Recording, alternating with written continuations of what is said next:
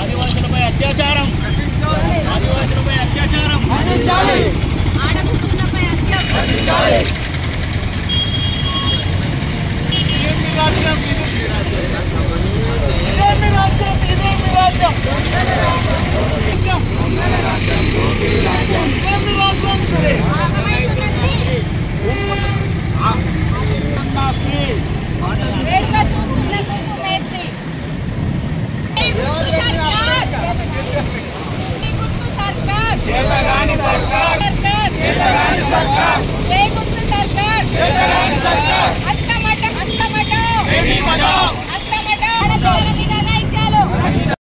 మహిళ పైన ఒక ముస్లిం షేక్ మక్దూమ్ అనే వ్యక్తి ఆయన గతంలో కూడా 20 సంవత్సరాల క్రితం ఒక ఆదివాసీ మహిళను అత్యాచారం చేసి పెళ్లి చేసుకుని ఆమెతో ఉండుకుంటూ మళ్ళీ అదే తరహాలో ఇంకో మహిళ పైన ఆదివాసీ మహిళ పైన నిన్న అత్యాచారం చేస్తే ఆమె ప్రతిఘటించిన పారిపోయే ప్రయత్నంలో ఉంటే ఆమెను అత్యాచార యత్నంలో అత్యాచారం చేసి హత్య చేసి చంపాలే ఈమె పై నుంచి నాకు భవిష్యత్తులో ఇబ్బందులు ఏర్పడతాయని హత్య చేసి పారిపోయాడు. కాకపోతే ఆమె పూర్తి స్థాయి కోల్పోక హాస్పిటల్లో ఇప్పుడు చావు బతుకుల మధ్యలో కొట్లాడుతూ ఆమె హాస్పిటల్లో ప్రస్తుతానికి ఉంది. ఇటువంటి ఘోరాలు గత కొన్ని రోజులుగా ఆదివాసీలపైన జరుగుతుంది. ఈ మైనార్టీలకు ఇదే విధంగా ప్రవర్తిస్తున్న ఈ రేవంత్ రెడ్డి సర్కారు పూర్తి అభయ హస్తం ఇస్తాం. ఇదేనా మీరు ఇచ్చిన అభయ హస్తం? ఆడపిల్లలకు మీది అభయ హస్తమా భస్మాసుర హస్తం? రేవంత్ రెడ్డి చెప్పాలే. ఎంబడే అక్కడ మత ఘర్షణలు కూడా మొదలైనాయి. ఈ ఘర్షణలు రాష్ట్రం అంతా చుట్టుముట్టక ముందుకే రేవంత్ రెడ్డి సర్కారు ఈయనను అరెస్ట్ చేసి ఈయనను ఉరి తీయాలని మేము భారతీయ జనతా పార్టీ తరఫున ఇలాగే అత్యాచారం మహిళల పైన ఎవరు అత్యాచారం చేసినా ఎంబడే వాళ్ళకు ఉరి శిక్ష విధించాలా, చట్టాలు తయారు చేయాలని మేము ఈ రాష్ట్ర ప్రభుత్వాన్ని ముఖ్యమంత్రి రేవంత్ రెడ్డిని డిమాండ్ చేస్తున్నాం. భారత్ మాతాకి. పోయిన నెల 30 తారీఖు నాడు ఆసిఫాబాద్ అంటే కొమరం భీం ఆసిఫాబాద్ జిల్లా జైనూర్ మండలంలో ఆదివాసీ మహిళపై జరిగిన అత్యాచారం.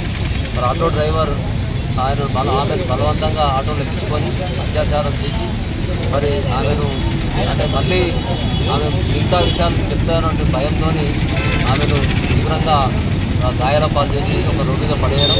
తర్వాత ఆమె స్పృహ నుంచి మేల్కొని దగ్గర ఉన్నటువంటి వ్యక్తులు ఆమెను చేరదీసి హాస్పిటల్ వేయడం. ఇవన్నీ జరిగిన సంఘటనలు వెంబడే మన బండి సంజయ్ గారు దాన్ని స్పందించడం జరిగింది. ముఖ్యంగా బీజేపీ ఎమ్మెల్యే రాజా సింగ్ గారు కూడా మాట్లాడడం జరిగింది. మరి అసదుద్దీన్ గారు ఏమంటున్నారంటే అదేదో మామూలు విషయంగా తీసుకోవడం అది సరైన విధానం కాదు. మొత్తానికి జరిగినటువంటి ఆటో డ్రైవర్ ఏదైతే వ్యక్తి ఉన్నాడో ఆయన మీద చట్టపరమైన చర్యలు తీసుకోవాలి.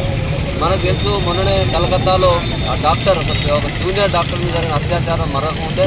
మరి ముఖ్యంగా ఈ మహిళల మీద ఈ దేశంలో కావచ్చు రాష్ట్రంలో కావచ్చు ఎక్కడికి అక్కడ పాపం చిన్న చిన్న పిల్లల మీద కూడా రకరకాల అత్యాచారాలు మానభంగాలు ఆఖరి హత్యలకు కూడా గురవుతున్నటువంటి క్రమంలో ప్రభుత్వం ఏదైనా కూడా మరి రేవంత్ రెడ్డి గారు ముఖ్యమంత్రి గారు ప్రత్యేకమైన చర్య తీసుకొని నిందితుల పైన చట్టమైన చర్యలు తీసుకోవాలి. ఇక ముందు అక్కడ బాధితురాలకి న్యాయం జరగాలి. ప్రభుత్వం నుంచి ఆమె కూడా సాయం అందించాలి.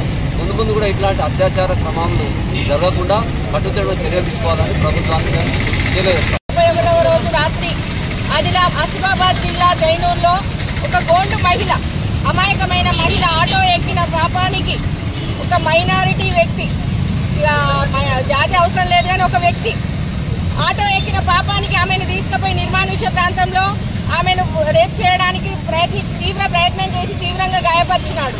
ఆమె తప్పించుకొని పరిగెత్తినప్పటికీ మరలా వచ్చి ఎక్కడ SC/ST కేసు పెడుతుందో ఎక్కడ కేసు అవుతుందో అనే భయంతో తీవ్రంగా గాయపరిచి ఆమెను చంపుదామని ప్రయత్నం చేసినాడు. చనిపోయిందని నిర్ధారించుకొని వెళ్ళిపోయినాడు. కానీ అదృష్టవశాత్తు ఆ మహిళ బతికి బయటపడి వేరే ప్రజలకు కనబడితే ఆమెను తీసుకెళ్లి హాస్పిటల్లో జాయిన్ చేసినారు. ఆమెకు జరిగిన సంఘటన ముందు ఎవరు రెస్పాండ్ కాలే, ప్రభుత్వం రెస్పాండ్ కాలే, ఎవరు రెస్పాండ్ కాలే. ఇక ఓవైసీ గారు ఉన్నారు, ఆయన రెస్పాండ్ అయ్యి ఏం చెప్తారు అంటే వాళ్ళ మైనారిటీ వాళ్ళ వర్గ సోదరులకు మీరు ఏమీ మాట్లాడకండి, అది ప్రమాదం కింద రాసినారు, ప్రమాదం కింద పోతుంది, మీరు తప్పించుకోవచ్చు అని మాట్లాడినారు. ఆయన దేశంలో ఎక్కడేమైనా ఎంబడే స్పందిస్తాడు. ఈరోజు అసిఫాబాద్ లో జరిగిన మహిళ మరి నీ సోదరు లాంటిది కాదా ఓవైసీ బ్రదర్స్ అడుగుతున్నాడు. మన ప్రభుత్వానికంటే ఎట్లాగూ ఒక వర్గం అంటే ఎప్పుడు ఇంత మన విపరీతమైన ప్రేమనే కానీ ఈ రోజు జరిగిన మహిళకు జరిగిన అన్యాయం గురించి మాట్లాడడానికి ఎవరికి నోరొస్తలేదు. ఓవైసీ బ్రదర్స్ చెప్పుచేళ్లలో పనిచేస్తున్న గవర్నమెంట్ మేము ఏమనాలో అర్థం అవట్లేదు. ఆగస్టు 31వ తేదీ నుండి ఆమె తీవ్రంగా గాయపడి హైదరాబాద్ గాంధీ ఆసుపత్రిలో చికిత్స పొందుతుంది. ఆమెకు జరిగిన సంఘటనకు నిరసనగా నిన్న బంధించినప్పటికీ వారు ఆ వర్గం ప్రజలు మొత్తము విపరీతమైన దాడులు చేస్తూ అల్లకల్లోలానికి తెరలేపినారు. ఇది ఎంతవరకు సమంజసం? ఈ రాష్ట్రంలో ప్రభుత్వం ఉన్నట్ట లేనట్ట ఎవరి కొరకు పనిచేస్తున్నట్టు? అన్ని వర్గాల మహిళలే ఈ సోదరు లాంటి వారు రేవంత్ రెడ్డి, ఇది కరెక్ట్ కాదు. ఆమెకు జరిగిన ఈ సిగ్గు అయిన సంఘటనకు ఏం సమాధానం చెప్తావో నువ్వు వెంబడే స్పందించాలి. అదేవిధంగా ప్రతిపక్షంలో ఉన్న వాళ్ళని కూడా అడుగుతున్నాను, ఇది వరకు ఎటువంటి స్పందన రాలేదు. వాళ్ళు మరి అంటే ట్విట్టర్లలో ఎక్స్లో స్పందిస్తారు, మరి చేతులు చచ్చిపడిపోయినాయా, వేళ్ళు పనిచేస్తలేవా, ఏడా స్పందిస్తలేరు, నోరు పనిచేస్తలేదు ఎవరికి. ఈ మహిళ అంటే బడుగు బలహీన వర్గాల మహిళ అనే మీరు మాట్లాడతలేరు. అగ్రవర్ణాలు ఈ వర్ణాలు కాదండి, మహిళ ఎవరైనా మన ఆడబిడ్డ లాంటిదే.